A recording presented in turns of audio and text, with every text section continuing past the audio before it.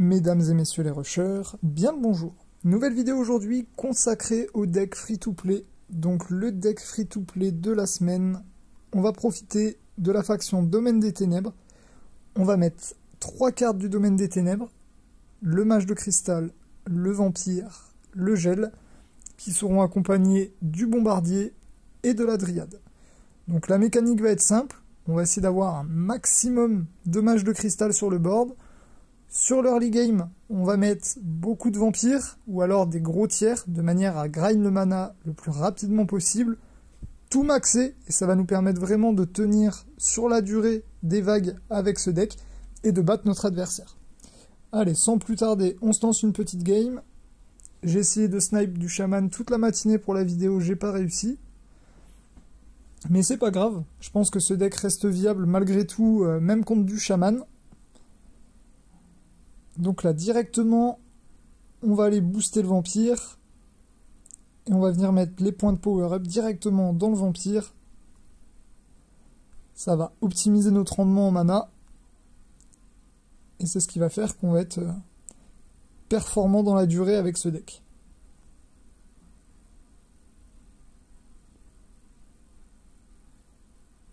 Un deuxième, ça aurait été pas trop mal. On le top pas. Allez. On le passe tier 3. On n'hésite pas avec Jay. Son pouvoir revient assez rapidement, donc on peut le spam. Ça fait un clean.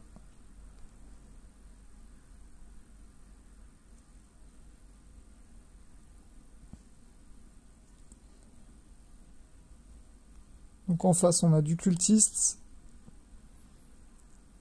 Ça va être intéressant parce que c'est quand même une carte qui a, depuis son petit up, pas mal de dégâts. Donc on va voir si notre deck est compétitif sur la durée contre ce genre d'adversaire. Donc là on a maxé notre vampire. Et on continue. Et maintenant on grind le mana. On peut invoquer un peu. On commence à boost les mages.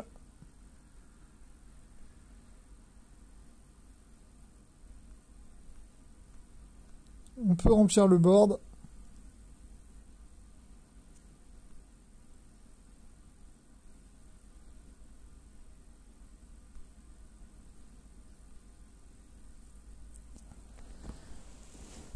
Donc là on est déjà pas mal, hein. On a les vampires qui sont max au niveau du power up. On a un tier 3, un tier 2 sur le board.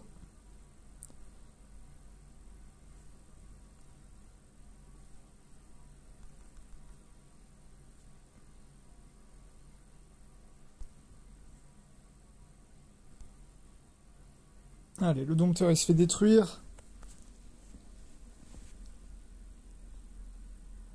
Il n'y a pas trop de synergie dans son deck. Je vois pas trop la place du Mage de Cristal.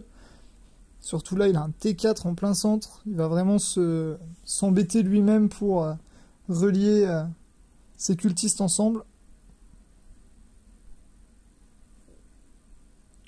Donc le but pour nous, ça va être d'avoir un bombardier, un gel, quelques vampires, et le reste full Mage de Cristal. Là, on a un peu trop de vampires.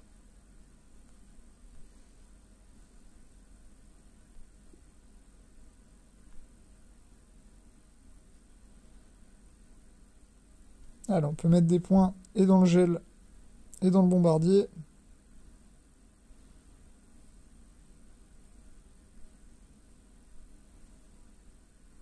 Alors, on chope un Mage de Cristal, ça c'est vraiment pas mal. Là, on a trop de vampires.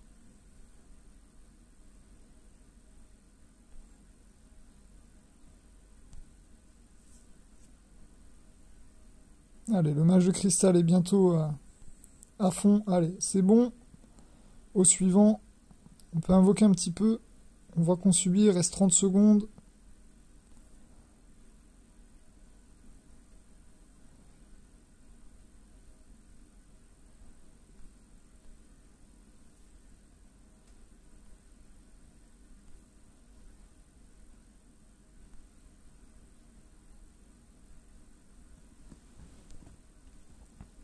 Donc le but de ce deck, c'est vraiment pas de...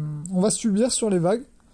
Vous allez voir, les mobs vont avancer à chaque fois, mais ça nous empêchera pas de dépop les boss. et de tenir tout au long des vagues. Voyez là, la Gorgone, elle se fait détruire, on va même la down avant lui.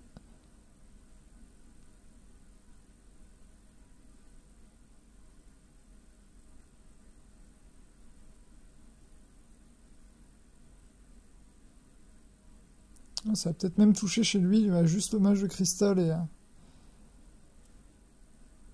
Là, ça va toucher, on lui prend 2 cœurs, ça c'est cool.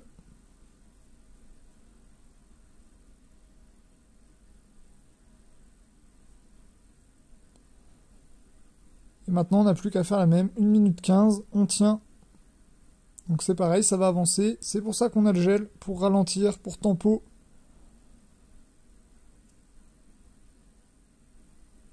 Ça va toucher assez rapidement chez lui.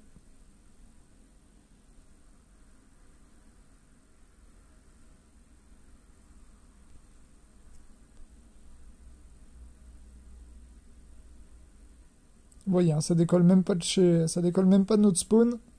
Chez lui, ça avance. C'est déjà aux 3/4.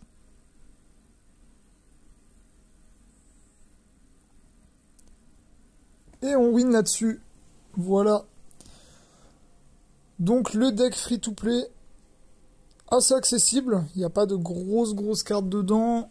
En termes de DPS, le mage de cristal, c'est une carte qui peut être facilement up. C'est une épique, donc ça reste facile à up. Il y aura peut-être Dryad et Gel. Gel, on l'a assez facilement. Dryad, un petit peu moins. Mais voilà, il fallait faire un petit deck un peu compétitif. Avec la Dryad, ça passe. Donc je vous invite à tester ce deck et à me dire ce que vous en pensez. Si jamais vous croisez du chaman, votre retour m'intéresse. J'ai pas eu moi l'occasion d'en croiser avec ce deck. Je suis persuadé qu'on peut down du chaman avec ce deck. Prenez votre temps. Faites pas des fusions quand il n'y a pas besoin de faire des fusions. Attendez qu'il vous force avec un chaman pour faire les fusions. Je pense surtout aux dryades. Laissez un maximum de dryades sur le board. S'il envoie un chaman, que ça va sur une dryade, hop, vous le mettez sur un mage de cristal, sur un vampire, peu importe. Ça vous permet d'économiser une carte, de pas perdre, de rien perdre sur votre board. Vous l'embêtez, en plus vous faites une fusion, vous pouvez réinvoquer derrière. Grâce au vampire, on a constamment du mana avec ce deck. C'est vraiment pour ça que je suis sûr qu'on peut contrer du chaman avec ce deck. J'attends votre retour en commentaire, n'hésitez surtout pas. Si vous avez des questions, comme d'habitude, j'y répondrai directement dans les commentaires. Allez, à plus, salut!